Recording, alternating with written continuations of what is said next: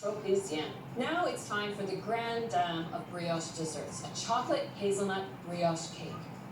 Where the first classic brioche recipe called for plain milk, I still use milk, but this time chocolate milk. Half a cup that's been heated up a little and cooled until it's just above body temperature. I'll add to that a tablespoon of yeast and a tablespoon of sugar. I'll start by mixing the brioche using the paddle attachment. And there we go. I'll let this sit for a minute while I sift the other ingredients. 3 cups of all-purpose flour and half a cup of sugar. To add some chocolate flavor and, of course, color, 1/3 of a cup of cocoa powder. Half a teaspoon of salt. This recipe has the addition of more eggs, making it more cake-like than the original brioche recipe. Add the eggs and then the sifted dry ingredients. And I'll just mix this on low speed until it all comes together. Now it's time to add the richness. 3 ounces of melted bittersweet chocolate. I'm going to add it while the mixer's going. Additionally, I'll add half a cup of room temperature unsalted butter.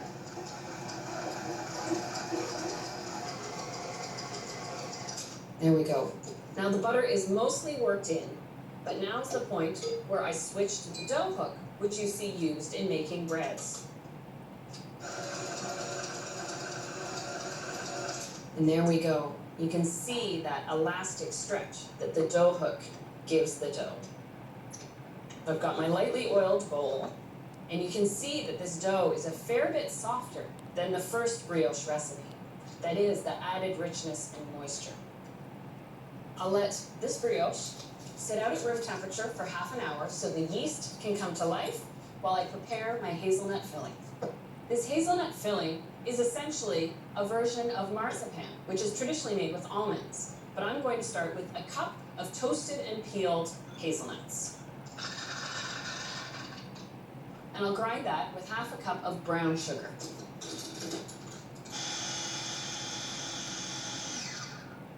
To add a bit of moisture, just a single whole egg,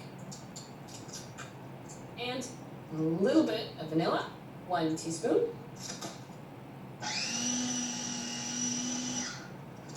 There we go. And the last addition, a 1/4 cup of milk chocolate chips. It sort of melts and creates almost like a sauce within the cake.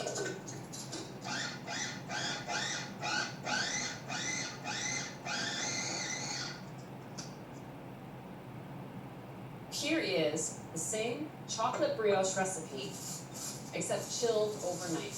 And you really can feel the texture change. It's a lot firmer than that original brioche recipe, but it does warm up quickly.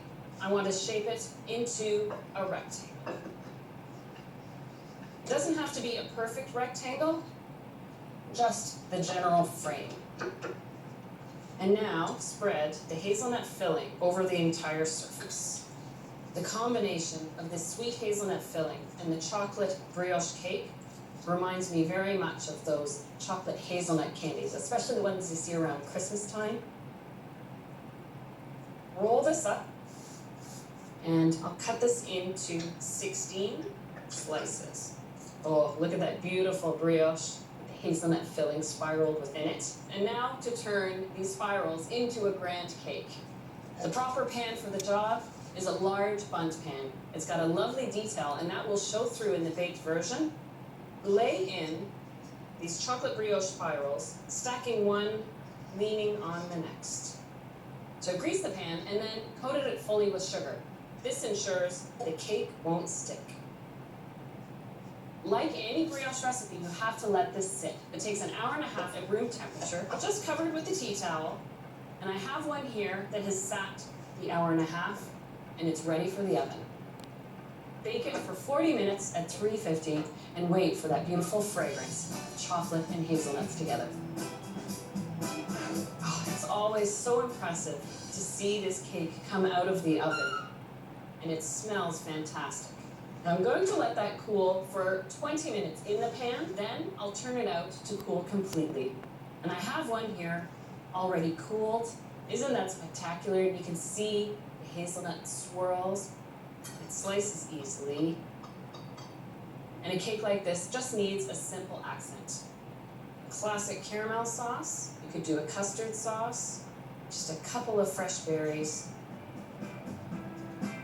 And you've got a spectacular dessert. This is the ultimate in brioche decadence. But let's not forget that brioche has other uses too, like little tea sandwiches.